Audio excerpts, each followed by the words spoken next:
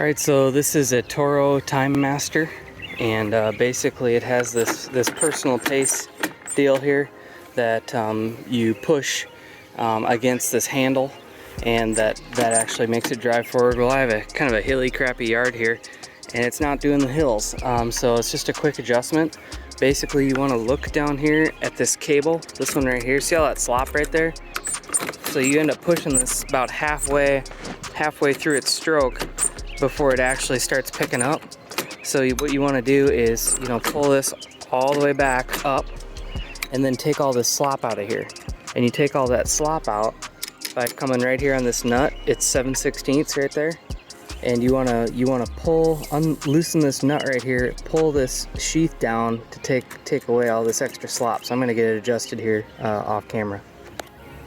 Okay, literally about 12 seconds later, you can see how much shorter this is now. We've used up some of the cable length there. But now as soon as you just breathe on this, it should start to go. You don't really want to have to go like all the way to the stops, and that's what was going on. Is basically I was going to the stops. It was moving the tires, but it wasn't like climbing the hills. So that's what we need here. And that's just a quick adjustment you can make on your mower. Thanks for watching.